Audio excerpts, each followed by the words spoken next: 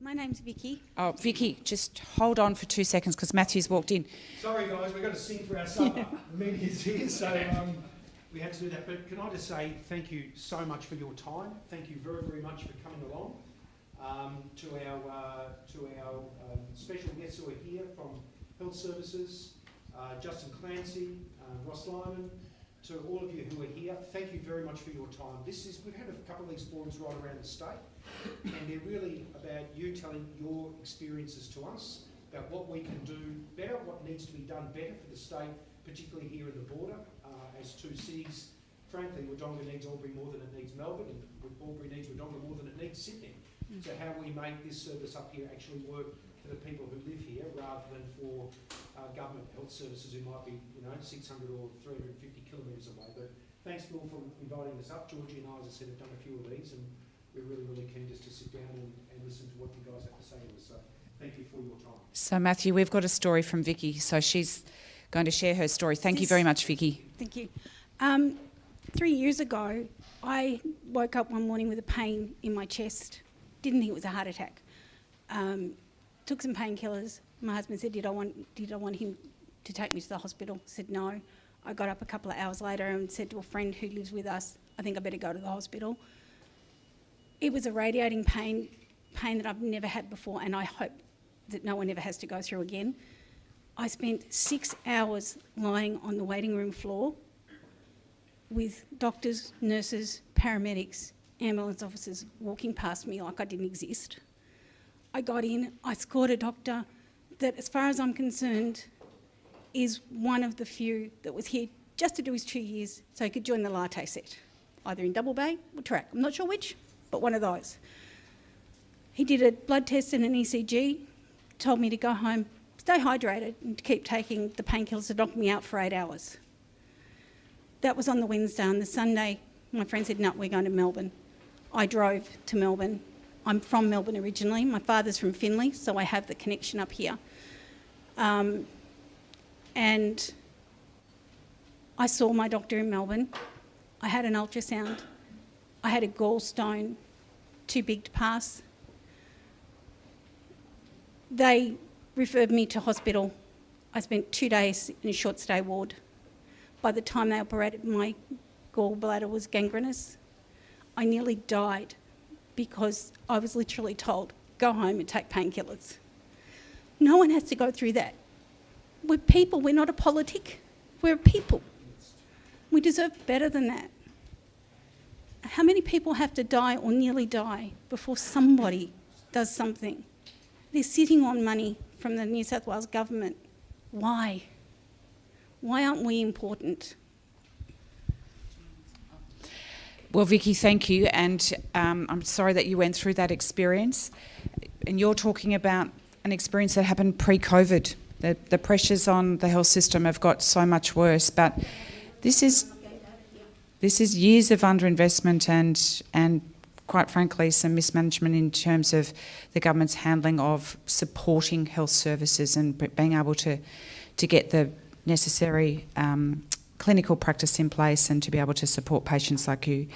So what we do know is that there is just a dire need in this state now. And as you say, the Victorian government is sitting on money. They're sitting on money. They won't release the master plan for the new hospital. $30 million that was provided for the emergency department from New South Wales government, the Victorian government has. Why are they holding on to that? So that's what Bill has been asking about continuously. Patients like yourself shouldn't be having to rush to Melbourne if they can't get the care that they need.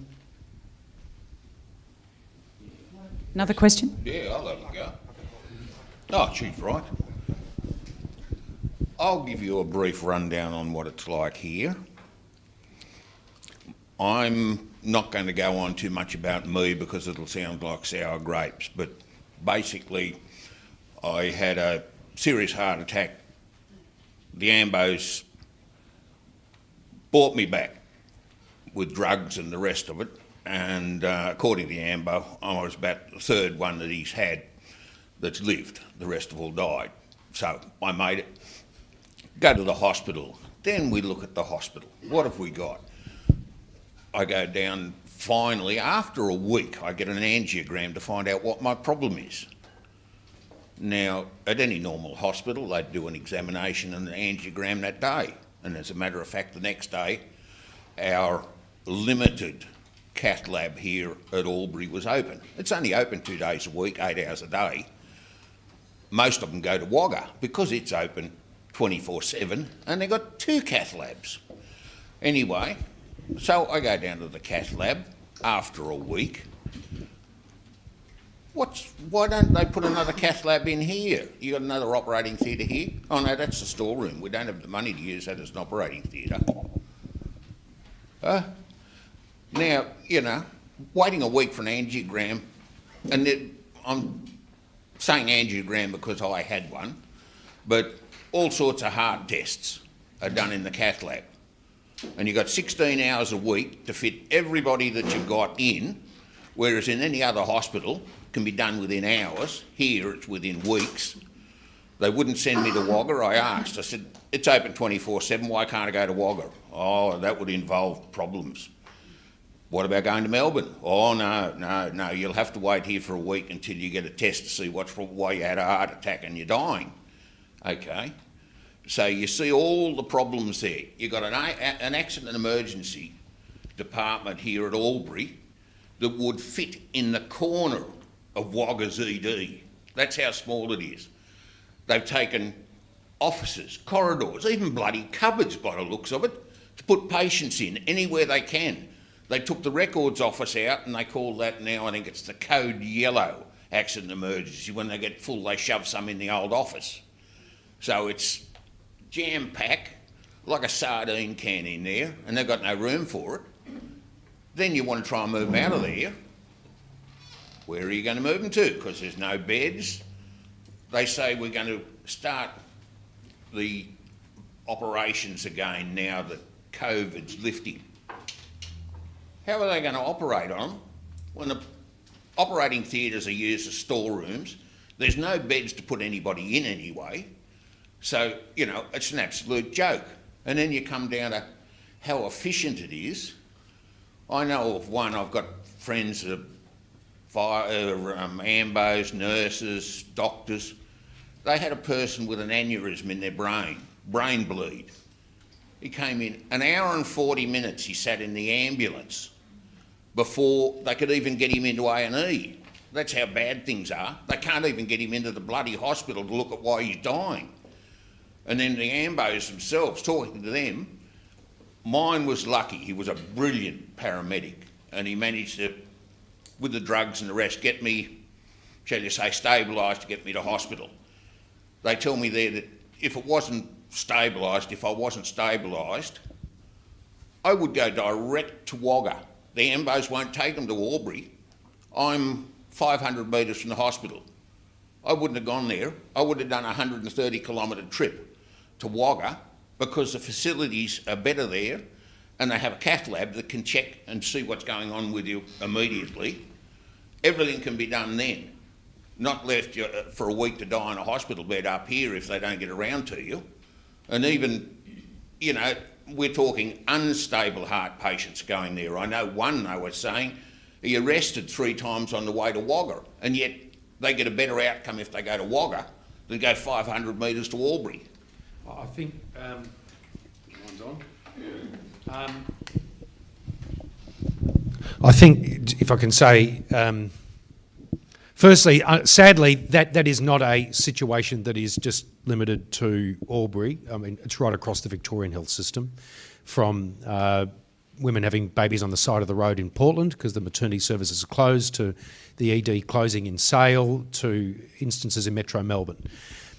Clearly, what is needed in the border region is a new health facility. It's a new hospital. A new hospital is needed up here, and it is pretty clear. And I think you'll find that all the hospital staff, both doctors, nursing, all of them will agree with it 100% about the state of the facilities they're trying to work in at the moment. And I think they're just hugely limited from what can be done. You've got a hospital with the size or a capacity in the health service here that is suited for a population of about 45,000, and now you've got close to 120,000, and that's kind of what you're at.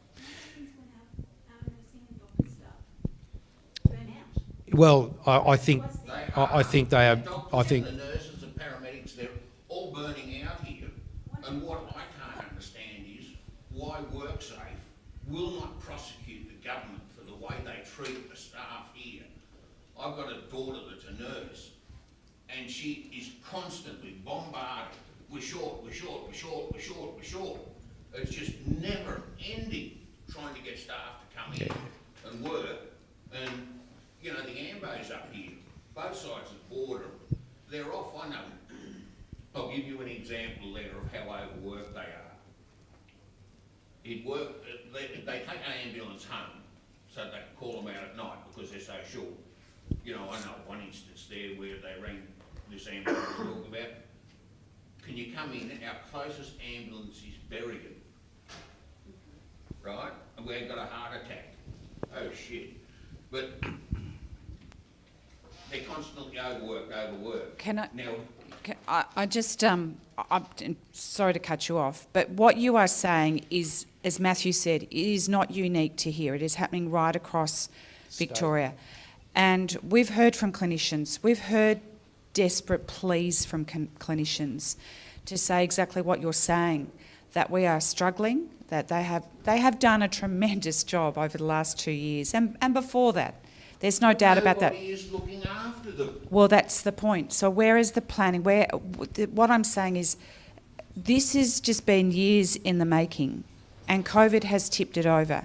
So it's not because of COVID. No. COVID has highlighted the problem. It hasn't been a problem Exacerbated that it. you'll hear the line people, you know, in Melbourne saying, "Oh well, due to COVID, you know, we've now got a waiting list of 110,000." It's not due to COVID. COVID has highlighted the extent of the problem, and in fact, it's might have aided it, but the problem already existed, and that is a massive problem here. COVID, what have we got? 34, I think, in ICU across the state. Whoa, how many hospitals have we got? How many ICU beds? We're talking a minuscule amount. So it does not make a big difference, COVID. And yet the whole place is falling apart. You know, it's a joke. I actually spent an year... Sorry, I'm just going to cut you off again because I think there are other people in the audience and we've got limited time. But All right. But we'll come back to that. Is there another comment or question that... Do you want to speak? I thought there was some... Yes, thank you. Graham up the back here. Oh, sorry. Go for it. Back and then this lady here, Joe. Yeah, sure. Yeah. Graham Walker. Thanks, Graham. Recently, I needed my peg changed, and it was scheduled for March the 14th. Then it got cancelled just 3 days before, and put out to April. Then that got cancelled and put out to May. So I contacted Bill and also Martin Foley, because I listened to him in Parliament saying that the waiting lists weren't anything like what Matthew was saying they were. So I sent Bill a photo of my peg, and he got on to David Clancy, the head of ICU in Albury, and all happened within a week, which I can't thank them enough, because I was really feeling really crook because my peg was full of fungus. Something else I'd like to say too, that in October 2020 I had a pneumothorax, which is a collapsed lung, and I was in ICU in Albury. Because I'm on a ventilator, you're classed as though you got COVID, because they call it an aerosol machine. And David Clancy, who's here today, the amount of hours that guy works, like, is absolutely incredible. So I don't like to hear that our hospital isn't functioning right, because that guy is unbelievable, but he's understaffed. Like, even on his days off, he was back in checking on the ward. So they need to get the the staff ratios right, and they've got to define the difference between elective surgery and necessary stuff that has to be done regularly. Thanks. Thank you, Graham. Do you want to speak, Matthew? Graham, you make a very good point about the term elective surgery. When we raise this issue, elective surgery, in Parliament, it's not cosmetic. Elective sounds almost, something that people are choosing to have. As you know firsthand, it's not. It's not emergency, but it's the next tier down. In almost all those cases, it's surgery that has to be done. It might not need to be done right at this point in time, but you need it done. And I think you also make a good point about the clinical staff who, we can see this morning, and I've been up to the Wodonga campus previously with Bill, who are really working their guts out in facilities that are just far too small for a demand on a city which is as big as this. And the conurbation of the two cities, close to, now bigger than Ballarat in population combined, the greater area, contrast that with the style of facilities in, say, Bendigo or Ballarat to what's here. And I think it's pretty clear that up here is wanting, and that needs to be fixed. And it's not about, well, we'll just tack this onto the ED and we'll tack this onto this part. A new facility is needed. There is a master plan with the Vic government have. They've got to get it out there and make it public. It should be a community document, not something that is secretive, and we've got to move on with it. And I think everyone is now pretty clearly saying, move on with this, take the politics out of it and just fix it. And I think what you've said this morning says that better than probably certainly any of the three of us could. So thank you. Have we got another question here and then one down the front? Thank you. Right. Sorry, Bill. Yep.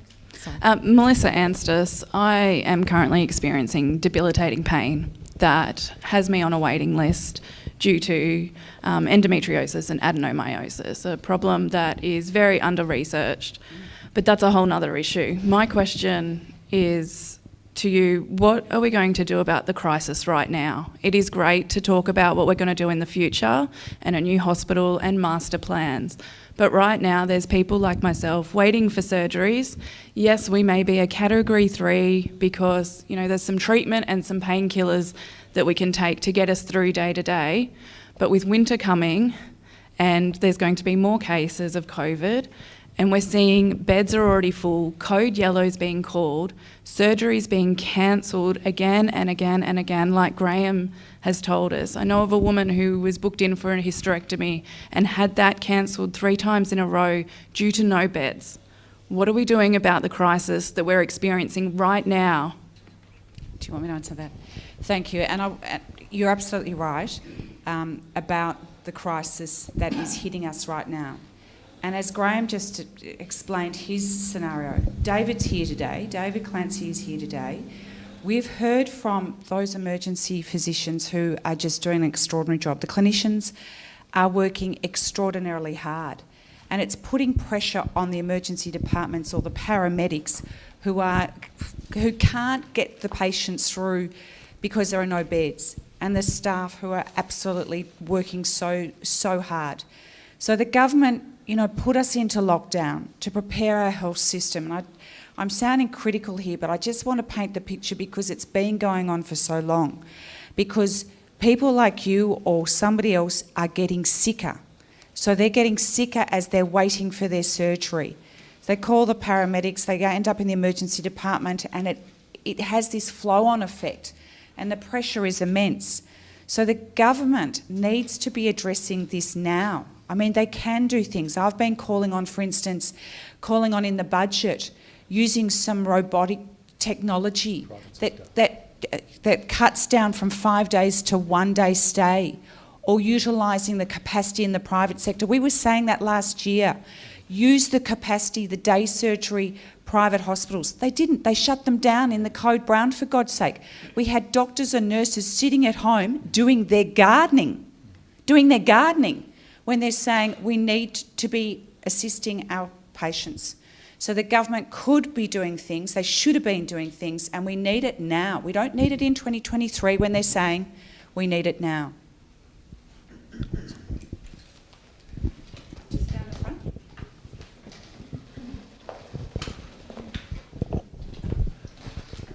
Hi, my name's Jonathan Lewin. I'm a urological surgeon here. Firstly, thank you for coming and listening to us and our concerns. The first thing I'd like to say is that, yes, there may well be a health crisis in Victoria, but I think the crisis we're experiencing here is significantly worse, perhaps, than in some other areas of the state, due to, I can only say, a negligent underfunding of our health service here in Albury-Wodonga. It's been transparent to most of the clinicians that for the Victorian department, it's really been a case of out of sight and out of mind. It seems to us for quite a long time that Victoria ended at Wangaratta and didn't carry on beyond Wangaratta to Albury-Wodonga. We have had no visibility of our wait list for a decade. It's only now being reported so that the department are now getting visibility to see how bad that is. We still don't have a proper patient information system at the hospital to be able to document patient records. So we can't then filter back to the department how bad things are because we don't really know what's going on. So all of these issues have been compounded over time. You elucidated that in terms of numbers of beds that we need. If you compare our hospital here in Albury to other sort of similarly sized services in Bendigo or in Ballarat, they have double the number of beds. If you look at the funding across other regional health services, we're about the only one that's missed out. We were given $5 million, a very generous $6 million by the Victorian government towards our new urgency department. But you look at these other major regional centres, they're $200, $300, $400, $500 million. We've been forgotten and left behind.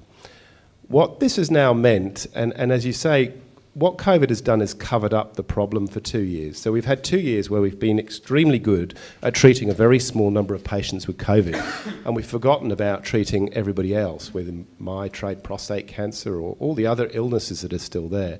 And suddenly they're all coming back on stream again, and we're just not coping with it.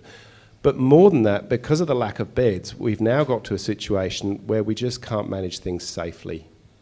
We've got to a stage where patients are being managed in environments that are not safe because that's the only place we've got to put them. We're managing patients in the waiting room. I had a patient who came in not long ago who was really quite unwell, and we went looking for her to try and take her to the operating theatre, and we couldn't find her on the computer system because she hadn't even been admitted into a bed. She was still sitting in the waiting room. We had to take her from the waiting room for emergency surgery to theatre. And I know I've got colleagues who will give you time and time again a whole heap of different stories. Now, I don't want people to think that the hospital is not safe. It is. We've got excellent calibre and quality doctors, surgeons, anaesthetists, administrators, but there's only so much we can do, and it's only going to be so long before we run into really serious trouble. And I think in terms of where to from here, we have some immediate pressing problems, which is where we need help, to get some bed, to get some staff, so that we can actually get ourselves out of the quagmire that we're in at the moment. And then moving forward to the future, looking towards building a facility that is sufficient for our needs. The hospital that we have now has been here for over 20 years. We've had 30% population growth in that last 20 years with no increase in capacity. We desperately need a new hospital. We need commitment from whichever government's in power to provide that to us and provide us adequate facilities for our patients. We can't be sitting deciding on this, burying the information for the next 5 or 10 years before then deciding we're going to build something. Because if you're looking at the forecasted population growth here, it's another 30% in the next decade. What we've got now isn't fit for purpose. So that's my stall, is that we need to move on. We also need, I think, to improve and increase the number of procedures and what we're able to offer here in Albury. Why should patients from Albury-Wodonga have to travel down to Melbourne to have their surgery? Why can't they have it done here? I mean, there are certainly procedures and types of operations that we'd be able to do here if we're given the facilities. We can't recruit new surgeons to town. If we wanted a new vascular surgeon or we wanted an upper GI surgeon, we can't get them. We've got no operating theatres to put them in. We've got no beds to service their patients. So none of that's going to happen until we get some commitment to build our new hospital.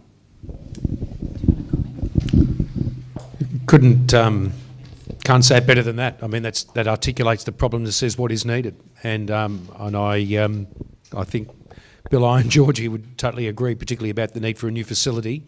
And we're not really interested if we're in government by November, if we're dealing with a Labor governments, federal and other states or whatever, or Liberal governments, other states, whatever, it's just time to fix the problem. The problem needs to be fixed. As I said, like you did, the level of population that is here now, for the facility that is here now, is vastly in excess of what it should be. It just needs to be built.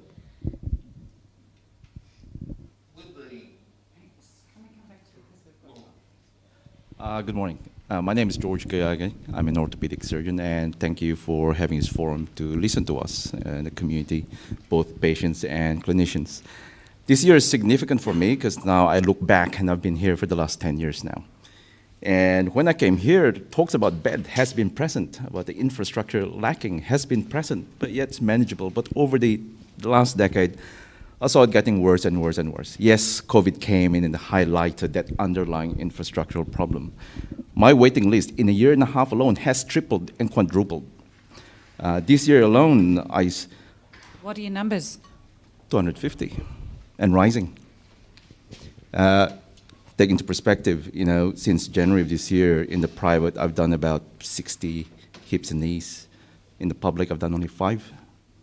I have a lot of revision, and yet they're all category 3. Let's say, oh, well, no category 1s, let's only focus on category 3. That's irrelevant now. Most of my patients have now waited more than a year, 3 years. Yeah. Sometimes I see this question, how long have you been waiting? Since 2018. I can't remember them anymore. That's how long it has been. I have a lot of big cases requiring revision surgeries. Nowadays, I palm them off to Melbourne because we can't do it here. There's no beds, there's no ICUs. What does it take to get there? I have patients who almost committed suicide. I have a lot of young patients in the 50s and 60s who own small businesses, and they can't manage their business anymore. But that's the economic cost of not doing these things. We actually lose money. Businesses close down. People suffer. Not only the patient, but their families. And then comes mental health challenges on top of that. Correct. And painkillers, morphines being administered just to manage their pain until they get their surgery. I just had a patient who's a 20-year-old who's been having multiple surgeries in Melbourne for her knee. A bed was given, and come the day before, because I haven't seen her for a year, let's talk about the surgery. She was excited, she was relieved, oh, something's gonna happen, surgery's tomorrow.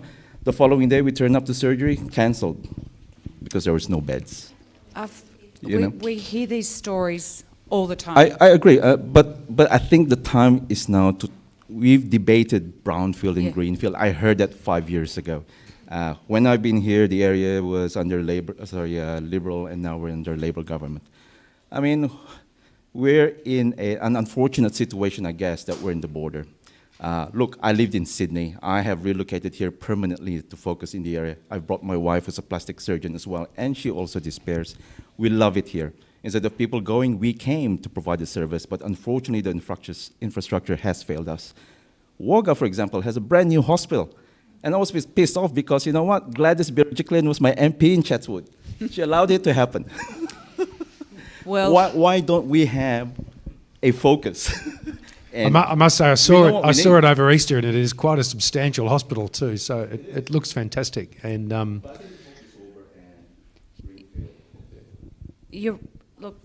I think you're right. It's been going on for too long. As Jonathan said, the numbers of people that are coming into the community, the ageing population. This is why I'm a former clinician, by the way. I'm a former nurse and a former midwife. So I do understand, some of those clinical needs, the theatres, the intensive care requirements. But I have been saying for many months, every time you lock down and cancel surgery, people with chronic disease, and it is, hips, knees, debilitating, people say, I've had to put my elderly husband into the aged care home prematurely because I can't look after him any longer. We are seeing people who I got a text last night from a man who's going blind. He's got a tumour. He can't get his surgery that he should have had in December. He actually works as a clinician in the healthcare space. They need him, yet he can't get his surgery and he's going to go blind and he won't be able to work. The economic, the social impacts are huge, let alone the acute care. And the time for talking is over. We need action. I agree.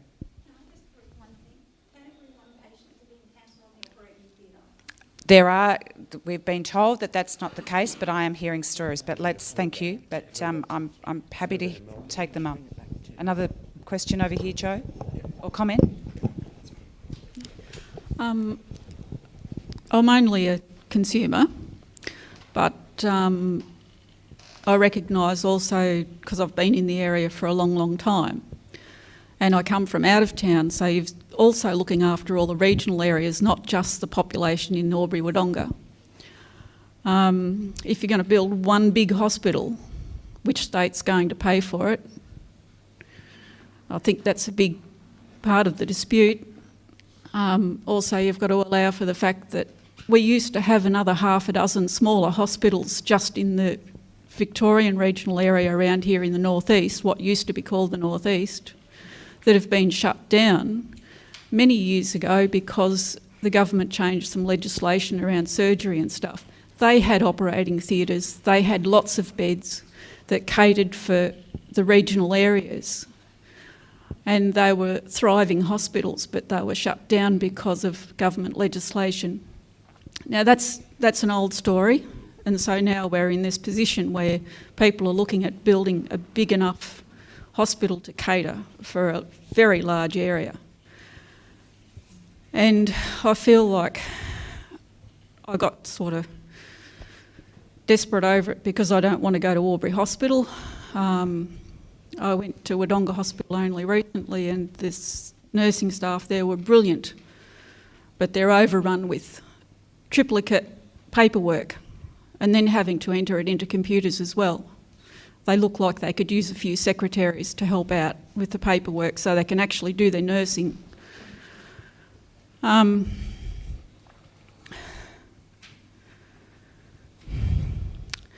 also went as far as looking at a map, because I know that Albury Hospital is on land that you can't really expand Albury Hospital where it is. There's just a crook bit of land really for building on. And I looked at a map and I looked at Wodonga Hospital and I wondered why it's been slowly shut down by management and things have been slowly changed and reversed. And it used to be a brilliantly run hospital before they combined the two services. And I know that because I've had the chance to talk to a lot of people in charge, a lot of people who used to work there, and I've seen the changes for the worse. The other thing was, when I looked at a map, right next to Wodonga Hospital is Martin Park. Now, it's a very popular sports ground, but it's a big area of vacant land that I'm looking at with just a sports ground on it. I think you can move a sports ground and use that land much better when it's right next to a health facility. So that's about all I've got to say at the moment. I'll hand to Georgie to talk about country health, some examples in a minute. But look, wherever the chosen site is, from my point of view, it just needs to be decided and get on with it. And from our point of view, you know, we're not here just to listen to this and walk away and never come back. We'll be back again fairly soon because we want to be a part of, and we want this to be a part of raising awareness to this issue, particularly back in Melbourne, where it's, you know, Bill gets up and asks these questions directly to the Premier and he kind of fobs it off like everything's a PR exercise. Because I think we all acknowledge the issue is now acute and it just needs to be solved, and there needs to be commitments that need to be followed through. There is a master plan that should be released. It's held by the Victorian government. It should not be a state secret. It's a community document. It should be released and we should just get on with it. And I think people, as you say correctly, are probably over the debate of, you know, well, that's you and that's me and that's this. It's about everyone's health. There's 120,000 people here. It's about everyone's health. The health service is not up to scratch in terms of the size of the population for what is here. And the clinical staff are saying, for God's sake, as you just heard, you know, Victoria doesn't end at a health service at Wangaratta, and they need some help. And we've got to raise awareness to this. And again, that's what we hope with, you know, us singing for our supper with the media before.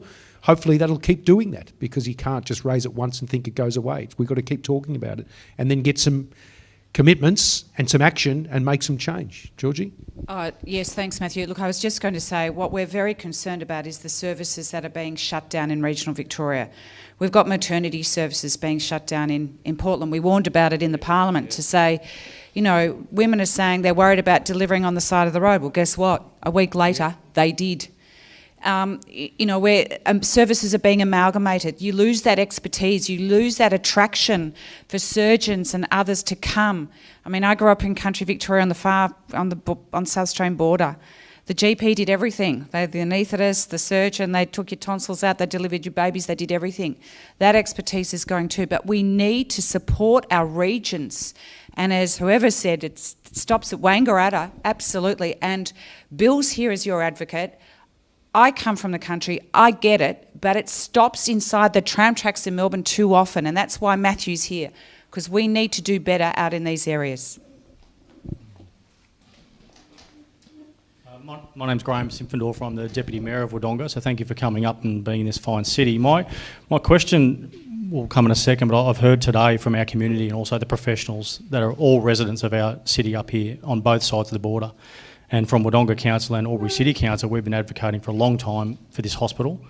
I guess the burning question as a resident myself is, we know the situations across the entire state. What the burning question for us is, what confidence can we have that we'll be top of that list for the state of Victoria to get a new hospital? We see 4 key areas of the state that, to use your term, have a burning need for physical infrastructure upgrades. And they are particularly, and not to say that there aren't others, but there are some that are just acute. And they are Mildura, Warrigal, Melton, and Wodonga, Albury-Wodonga. They are the 4 that, from what we see, I mean, there are existing facilities in places like Bairnsdale and Berwick and others and Werribee that need to be upgraded, but in those 4 locations, they are the 4 that, to us, to certainly Georgie and I, that we have seen, stand out as the biggest issues in the state. They haven't had any particular upgrades. Well, Melton, for instance, is one of the fastest growing areas in Australia, doesn't have anything. And it's a population of 50,000 people, doesn't have anything. You've got to go to Bacchus Marsh, which effectively still is a country hospital, or go down into Footscray, Sunshine. So there's a huge hole there. Mildura is, like you, has certainly outgrown its facility, not to this extent though. As Bill asked the Premier directly in Parliament last week, you know, this is one of the biggest issues in terms of population versus the equivalent of bed numbers.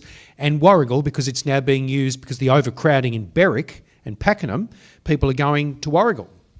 So they're using services what would normally be for West Gippsland, which is now effectively being used as a suburban facility.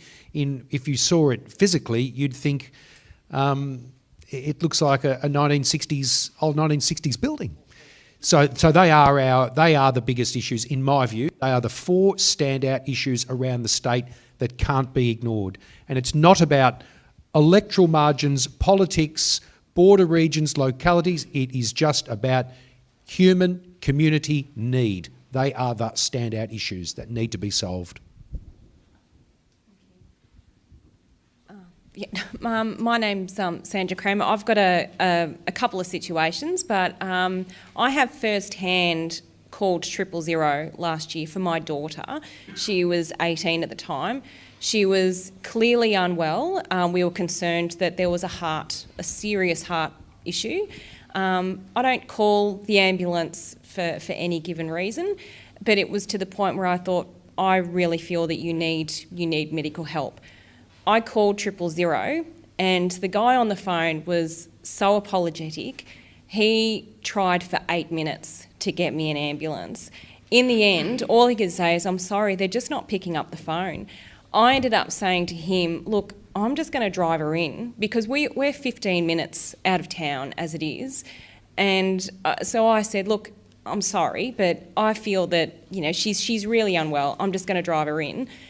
So I ended up having to do that in that instance. And it took away, I suppose, the faith that we all have, where we feel that we pay our taxes and we put our faith into the government that you're going to provide certain services, and health is a huge one. And being able to call an ambulance has always been something that people can go, no problem. I can call 000, someone will answer my call and I'll get the help I need.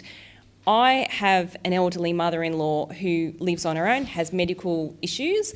So now we find ourselves in a position where we don't have the faith anymore that if something happens to her, that if she presses her button and says, I need help, an ambulance won't be there to answer her call. So if we're not around, what happens in that instance?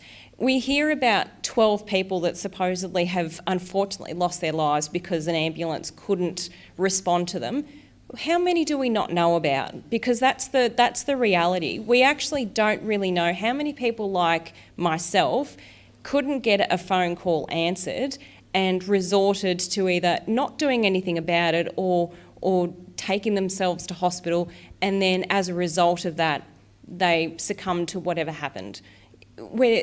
It's not a popularity contest. It's not a contest, period. We are people that feel that we put you in a position to help us and to provide for us.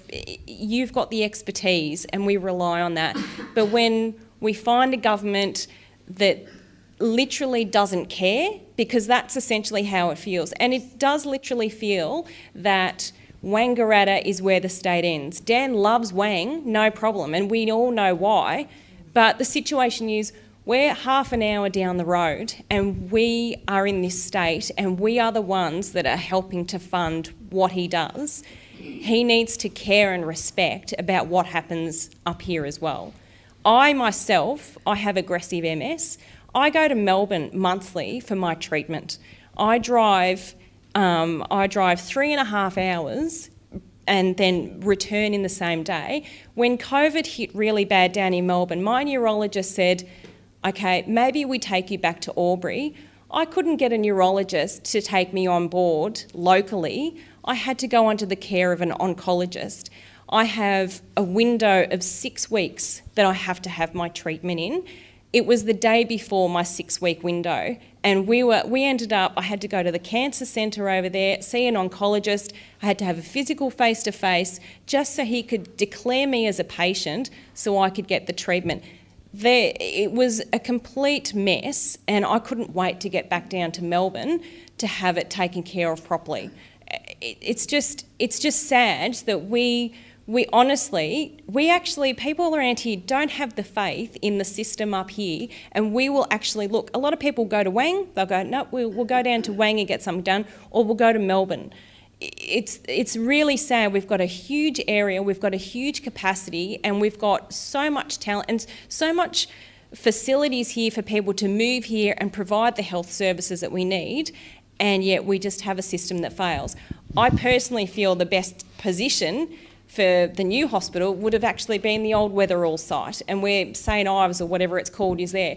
To demolish that area, you've got freeway access, you've got the Lincoln Causeway, it's central to Albury Wodonga, and it's a perfect location to be able to expand and just build something like what Wagga's got. That is the most amazing hospital that they've got there. My daughter works there at the moment while she's at uni, and the facilities that they have there are just amazing that you just don't hear of it. And I just think that it's sad that in such a broad area like Albury Wodonga is, we are neglected. That's essentially how it feels. We just need people to understand that. And I know full well this problem's right now and it's into the future, but if I don't have the confidence now that someone that is sick and needs an ambulance or needs a doctor is going to get what they need, how is it going to be when my children are older? It's just, I don't understand what I feel like it's going to be. For whoever takes it on, it's going to be a huge headache, because this is probably a good decade before things are really, if you don't start now, it's going to take a decade to fix. And that's really sad. If they don't have beds and they don't have staff to service those beds, then the ambulances can't drop off, and then people are stuck in the back of ambulances, and then there's no ambulances to call out. And I'll give you the point of view from a group I saw recently, from a lifelong Melburnian like myself, who said, we don't want another, I'll take the expletives out, we don't want another level crossing removed I want to know that when we call an ambulance for my mum, who's not well, that one is going to turn up. And I think that's the priorities of most people in the state at the moment, rather than hard hats and high-vis vests. It's about time to actually start to deliver services that we really need. I've never known in my life, I've never known of anyone calling 000 and not getting a response. Well, They're actually rolling out. Would you believe it? In the metropolitan area, they're offering. I mean, it's not the fault of people answering those calls, as you say correctly, and we keep saying this because those people are at their wits' end too, and they don't know what to do. So they will offer things like a taxi or an Uber. Now you say, how can that be? Because they're at their wits' end too. Can you imagine being at the other end of that phone trying to help someone who's asking for your help? They've called in desperation 000, like you're saying, quite right, they've called in desperation. And the person answering that call knows that they're the answer to that person's desperation, supposedly, yet they can't help them. And that feeling of helplessness must be overwhelming. And again, I say that is why, this is not a new problem. And in some parts of this, there is no easy, no quick fix. But we've got to acknowledge this problem before we fix it. And forgive me for being political, but I'm a politician, if you've got a government that doesn't even acknowledge the problem and just said, it's all about money, here's some money, here's some money, here's some money, but doesn't actually fix the problem, then this is going to continue. We're going to give this money and this money, but to certain areas. And so, it looks good electorally to do it in maybe one part of the state, but just ignore some other parts that are actually the areas in need. Govern for those who need it, not those who service you. I know it's a novel concept, but we've got to that. Just quickly, 2016 when Storm Asthma hit Victoria and there was a number of people that tragically died. That's the 000 crisis was then. 2016. They've had years. That's 6 years ago. 4 years before COVID. Right. They've thrown money at 000, $15 million worth of consultancies. I put a documents motion into the Parliament to have that released. We were denied that yesterday. They won't release the Ashton report into the 000 crisis. If you don't understand the issue, how can you fix it? This government is full of secrecy, and sorry to be political again, but you and your daughter deserve better. And it's not just 12 people that have tragically lost their lives. November 2020, couldn't get through to 000. Somebody else, another man has died. How many others that we don't even know about? There are people who answer those emergency calls, and they are all trained. They're all professionals. They're not just someone they've employed to answer them. Well, they're all very, very, very quite professionals. There are people for, as you know, police, fire and ambulance. And the ambulance, they are just overworked. The government's got a plan to hire more. That's going to take 14 months. Some of the immediate ways to solve that is what was done during COVID, which is New South Wales have trained lots. New South Wales, actually, this problem doesn't happen because they've got a huge amount, was that we actually brought down some of those call takers to support our ambulance 000 supply staff during COVID, and we brought them down to assist us. We could take those people down again and then retrain those who were sitting there with not answering many calls on, hypothetically, fire or police, to then be retrained so that they can also be repurposed to assist with overflow from the AMBOs. So when the ESTA emergency gets overloaded on AMBOs and there's no one answering calls on fire, but they're all sitting there, rather than the demarcation that exists because I'm on one part, therefore I can't, I'm in a different union, so therefore I can't do your job. How about put that aside if you're retrained on both so that they don't have to go into lockdown because there's no one to answer those calls? These guys can start taking ambulance calls. There are straightforward ways we can do this to solve the problem in terms of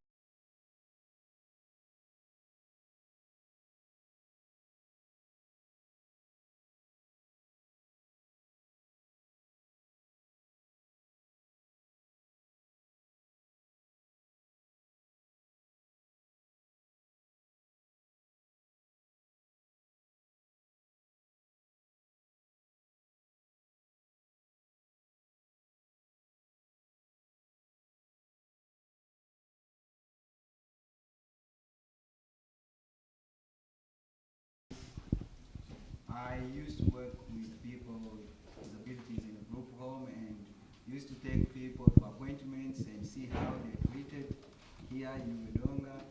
Sometimes they will say, we don't have space for people with disabilities. Sometimes we go to the doctor and they'll be given a referral to go to Melbourne, and then they became very anxious about it when they hear they will be going to Melbourne, and this even creates tension within workers, and these referrals are not one time, it's repetitive sometimes, and that creates a big issues within those people in disability, even in aged care. So this is a very big issue, even among migrants. When they came here, they're given referral to go to Melbourne. It's a big issue for them. And I think if that can be fixed, will be great. I've been to Sydney for 3 years for studies, and I've come back here. Now I'm telling my wife, I think sometimes to be in Sydney is better because you can access every service you want. But here, because one area, you must be in here, but in big cities like Melbourne, Sydney, you can still go to a different council and get service there. Therefore, here, because being one place, it really needs a funding to fix these issues. It has a huge problem in mental areas, even in houses, in families. Yes, so including the employment issues as well. There are people with disabilities, some of them with mild disabilities can work, but it's very hard for them to get jobs, and that affects them as well, how they live day after day. I think that is what I would really like to highlight, how big that crisis is, and how even hard for why some people are moving from this area to big cities. Thank you. A very good point, Moses. And I mean, one of the reasons we have this forum, we try and raise awareness about the state of the health service here. We'll end up making some future commitments in that space. This is one of the largest inland cities in Australia.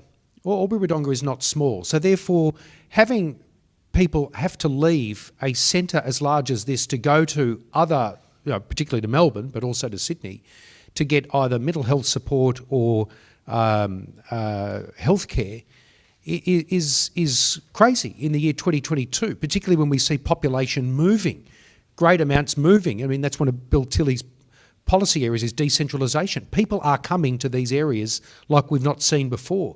This is now, it's not just overtime, it is critical for us to invest in that kind of health infrastructure now. People shouldn't have to leave a city of this size in Australia to go to a capital city to get basic health services because the services here are overstretched. It's ridiculous. It doesn't happen in Toowoomba, it doesn't happen in Ballarat, and it doesn't happen in Bendigo. Why is it happening in a city of the same size in Albury-Wodonga? And that becomes, again, part of the reason we are here. Bill. David Clancy from the Border Medical Association. Matthew and Georgie, thank you for being here today, and Bill, thank you for facilitating it and advocating for our region to come down here. It's been pleasing to see the breadth and the depth of your understanding of the issues of not just the state, but of Albury-Wodonga and Albury-Wodonga Health. And it's pleasing to see that our cries for help are being heard, and we need to make sure that they're heard across the political spectrum on both sides of the river. I just wanted to talk to the trauma that we see because of the predicament of our health service.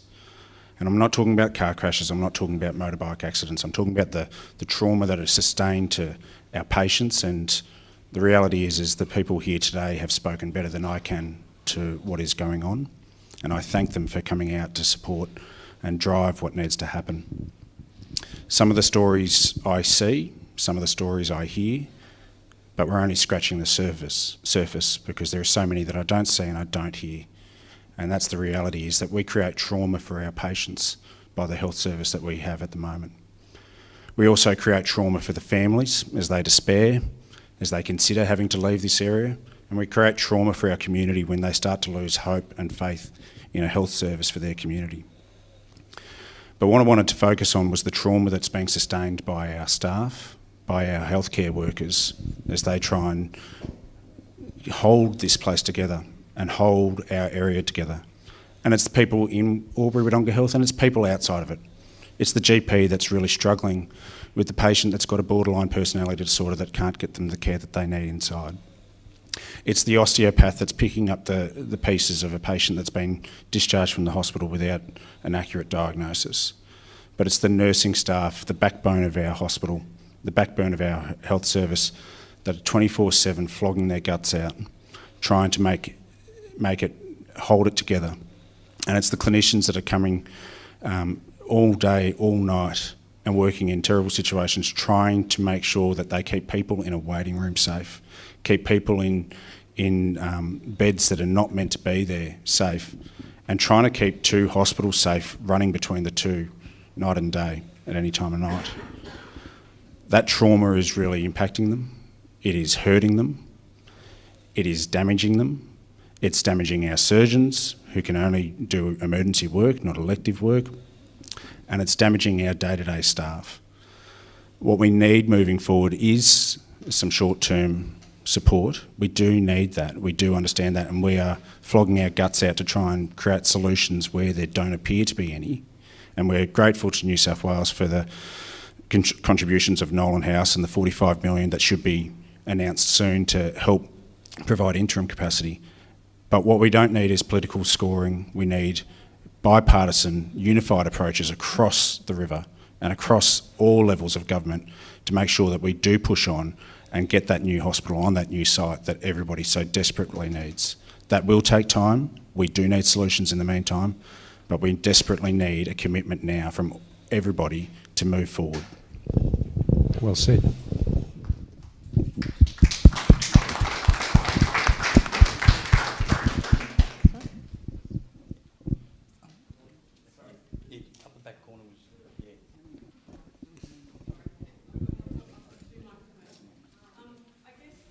Listening to everyone's story, I just want to really reiterate the mental health and what David has just pointed out in terms of trauma, not only for nurses and the clinicians, but for patients. So myself, I've had 3 experiences in the last few weeks in terms of access to services and also patients that were in the ward with me at that point in time. I went to a GP appointment on a Monday afternoon. She sent me straight to ED because I needed critical emergency support for a problem that I had. Went to ED, sat in the waiting room for a number of hours, then was transferred to a bed in what they call the women's surgical ward, which is right next door to the maternity ward. Waited there, that was Monday, waited there till Wednesday, where I was transferred across to Albury for possible surgery Wednesday night. Ended up having my surgery at 10:30 on the Wednesday night. That wasn't as bad as my friend Jess, who was in the same ward as myself. She went into ED via taxi because an ambulance wasn't available for an erupted gallstone problem, gallbladder issue. She didn't get her surgery till an hour before mine on the Wednesday night. She hadn't seen her 3 children since Saturday. We were still in hospital the following Friday, so 6 days without seeing our children, 6 days without being able to have our family there. I was on morphine, endone, Panadol, signing forms for surgery, for consent. I don't take Panadol as a general rule. I had more medication in me than I had in the last 5 or 10 years, signing consent forms. My partner could not attend hospital to help me sign those forms. The trauma for myself at that point in time was horrendous. The trauma for Jess was horrendous. I coped a little better than Jess. Jess lost it a little bit because of mental health issues. She was swearing at nurses, she was swearing at the doctors. I get it, it wasn't okay what she did towards those people, but she was at her wit's end. She went into ED via taxi on Saturday morning. She didn't have her surgery till 8 o'clock the following Wednesday night. This is a gallbladder that had gone septic. It's just not good enough. And it's scary that we have to wait. My partner 4 years ago, pre-COVID, was code blue when I was on the ambulance. We are 10 kilometres from town. I had to ring the ambulance back and say, "Where are you?" My partner's turned blue, he's passed out on the floor. I had a newborn at home, she was 4 days old. The trauma is what is not okay. Yes, we need a new facility, but the trauma, as David has pointed out across the board, then leads to we have no mental health services available in our area to support any mental health issues. I cannot get my 16-year-old daughter into a psychologist face-to-face for goodness knows how many months. We've given up on that. We are managing her mental health at home now. She won't attend a telehealth appointment. That is part of her, she's 16. She wants someone face-to-face. Where's our services? Where's our support? Where's our access? 3 weeks ago, I had to take my daughter to ED. I chose not to go to Wodonga because I didn't want to have to wait for the transfer from Wodonga across to Albury yet again. Took her straight to Albury ED. We sat there from 1 o'clock in the afternoon till 5 o'clock in the afternoon. And then we all said, "Look, your pain's under control.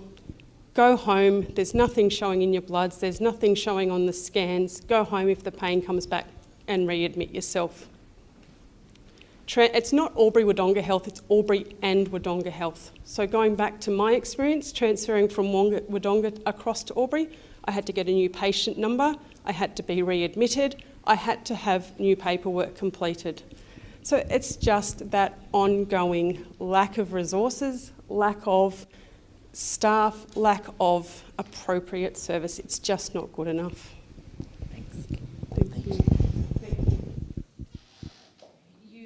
Some really very troubling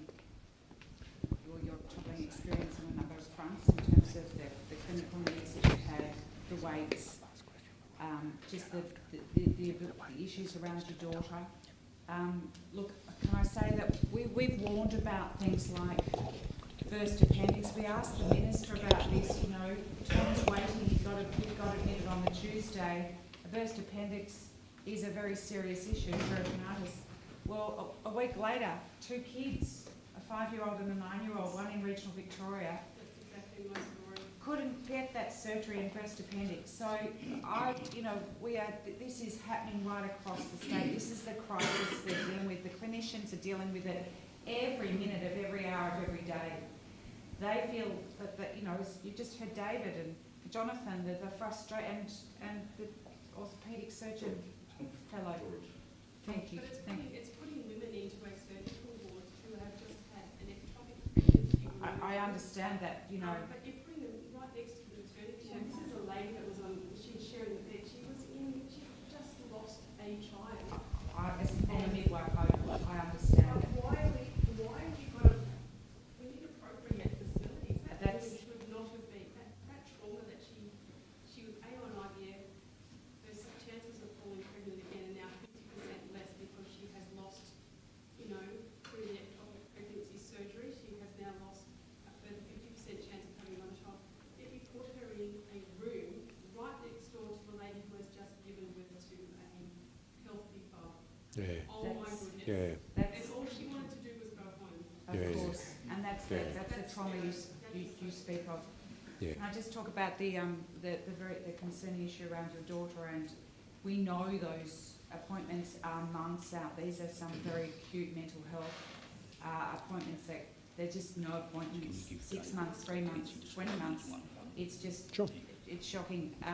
We put a private member's bill into the House. My wife did, Emma Keeley, our colleague in the lower house, I did in the upper house, to free up some mental health counsellors that would be recognised so that they could actually be recognised and be used as part of the mental health system. It was voted down by the government and independents. So can I say there are solutions out there, but we're getting roadblocks as well. Matthew, do you want to say a couple of things? I find some of those stories just horrifying. I'm not sure where to start. One thing I'll say, I know Joe is kind of saying we've got one more with the lady next to you, and then we might wind up and have try and keep ourselves to our time, and then people want to stay and have a conversation, more than happy to do that. Can I just say on behalf of Georgie, myself and our mate Bill, who's actually put it all together, and your office, just thank you everyone for your time. Thank you to the medical staff who are here as well, to Ross Lyman for coming along as well, council staff who was the Deputy Mayor, to everyone who has taken the time, the Mayor of Albury's over the bay, the Mayor of Albury of course, and to everyone who has taken the time to come here, the RSL for having us. I'll let Bill say a few words too, but the key point is we are trying to raise these issues directly with the government. We've raised these issues, Bill raises these issues directly with the Premier as well. We won't solve the issue, particularly around a new hospital up here, unless we bring attention to it, which is why we're here, which is why we keep raising it in the Parliament, which is why we'll keep coming back here to do that. I want to thank everyone for taking the time to come. It's the most important commodity in everyone's life is your time. So, Joe, I'll hand you to the lady next to you to do the final question for the day. But, ladies and gentlemen, thank you for your time. My comment is pretty much related to what you were just saying, Matthew, of where to from here, because we've sat and listened to so many stories, and this is just a tiny speck of what's going on in our area and over a long period of time. We had a Premier who locked us down to keep us safe with COVID, but the things we're hearing here, we're not safe in what's happening. So why isn't the message getting through to the government that the issues are here? They're not just in Albury Wodonga, as you've said, with other parts of the state. It's so serious, and I don't understand why it isn't front page news every day until there's more action and more money and more of the services that are required. Georgie, I see you on TV saying all these things, and it's so every time you're getting the message across to me, and I can't understand why it's not taking off. And that's just my comment, because we can all talk about it, but we need action. What can we do? Change the government. Change the government. That's why we're here. Look, we're here for a reason. I mean, this is our job is to, as members of Parliament, you know, my constituency is Doncaster-Templestowe. Georgie's is an upper house constituency in the southern suburbs. Bill's is here. Justin Clancy's is Albury. We are here to listen to people. We've got to raise these issues. Government is not just about coming to office and having a nice office and a nice car or whatever. You are there to do a public service. Politics is a public service. If you acknowledge while you're there, it's not an ego build. It's not to get a statue at the front of One Treasury Place because you've been there 3,000 days as Premier and you can intimidate everyone who doesn't agree with you. It is a public service. That's why we're here. This city needs a new hospital, right? It is so obvious. As I said, there are 4 examples that just are like missing 4 front teeth to me in this state. And yep, one of them's on the border. So, well, so is Mildura. It's on 3 states use Mildura Hospital. I'm not really interested in state borders. I'm interested in what is a public service, and that is fixing a health service so that people can actually get into a hospital and the medical staff aren't tearing their hair out, or what's left of it, to actually help people, because that's what they got into those professions to help people, not to turn them away, to actually try and service people, to help them. So I just make this plea. Yes, it's political. Yes, I'm a Liberal Party politician. Yes, that's my politics. Yes, I desperately want to change the government. But we are here for a reason. And we're going to keep coming back for a reason.